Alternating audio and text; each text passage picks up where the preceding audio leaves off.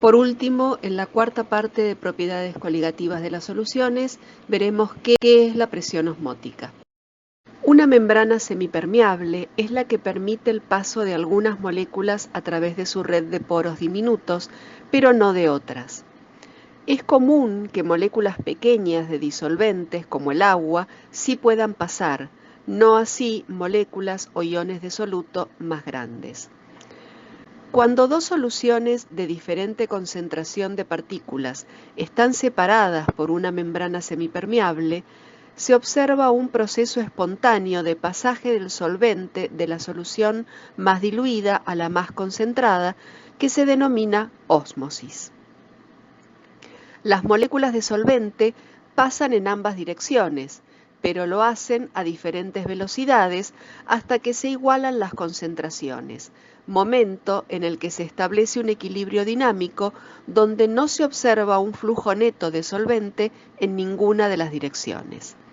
La presión necesaria para detener ese flujo neto de solvente recibe el nombre de presión osmótica, pi, y está relacionada con la molaridad de la solución.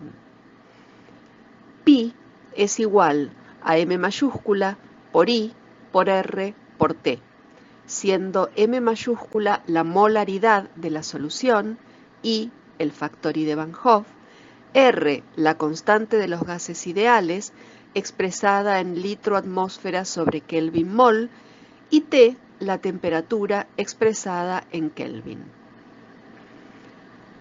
La presión osmótica es una propiedad coligativa que depende de la propiedad de semipermeabilidad de la membrana considerada. Las propiedades coligativas pueden clasificarse en dos grupos: las que se refieren a propiedades de la solución y son una consecuencia directa del número de partículas de soluto en la misma, a saber, el descenso de la presión de vapor, el descenso crioscópico y el ascenso ebulloscópico, y las que se refieren a propiedades de la membrana semipermeable, como la presión osmótica. Para el caso de las que se refieren a propiedades de la solución, se utiliza el concepto de osmolaridad para describirlas.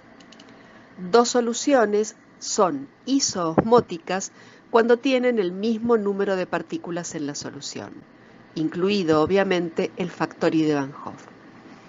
Así, por ejemplo, una solución de glucosa 300 milimolar será isoosmótica con una de cloruro de sodio 150 milimolar.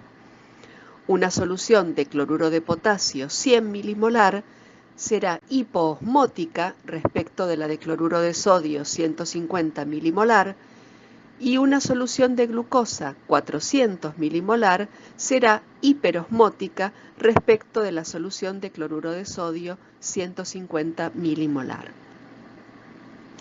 Ahora bien, existen una cantidad de membranas semipermeables que se extienden desde películas inorgánicas de ferrocianuro de cobre a películas como el celofán, acetato de celulosa, y en el campo biológico desde la piel de ranas o sapos a las membranas celulares.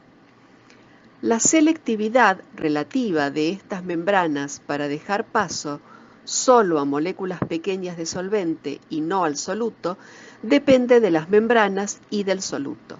Por ejemplo, las membranas celulares, siendo la del glóbulo rojo la más estudiada, tienen permeabilidad selectiva. La membrana del glóbulo rojo deja pasar agua, urea, amoníaco, etanol y metanol, y excluye cationes sodio, potasio y glucosa. El concepto que describe la selectividad relativa de la membrana es el de tonicidad. Las soluciones son isotónicas respecto al interior de la célula, separados por la membrana biológica, cuando no generan flujo neto de agua.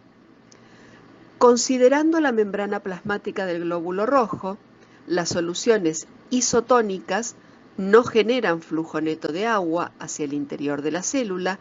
Las soluciones hipotónicas producen flujo neto de agua hacia el interior de la célula, lo que resulta en el aumento del volumen celular y eventualmente en el estallido celular o hemólisis.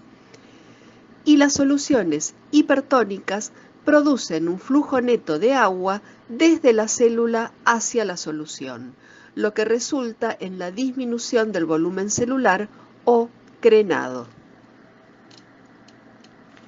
Resulta interesante comprobar que una solución de cloruro de sodio 150 milimolar y una de urea 300 milimolar son isoosmóticas, pero si se suspenden eritrocitos en ambas, la solución de cloruro de sodio es isotónica, mientras que la de urea es hipotónica.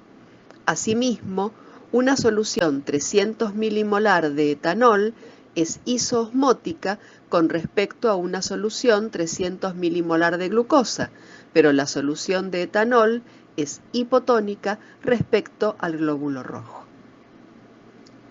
Resumiendo, isotonicidad se da cuando dos soluciones no generan flujo neto de solvente a través de la membrana. Hipotonicidad e hipertonicidad se dan cuando existe un flujo neto de solvente a través de la membrana. Por ejemplo, la membrana del glóbulo rojo es permeable al agua y a la urea, pero no permite el pasaje de sodio, potasio y glucosa. Una solución de cloruro de sodio 150 milimolar y una de urea 300 milimolar son isoosmóticas, pero si se suspenden eritrocitos en ambas, la solución de cloruro de sodio es isotónica, mientras que la de urea es hipotónica.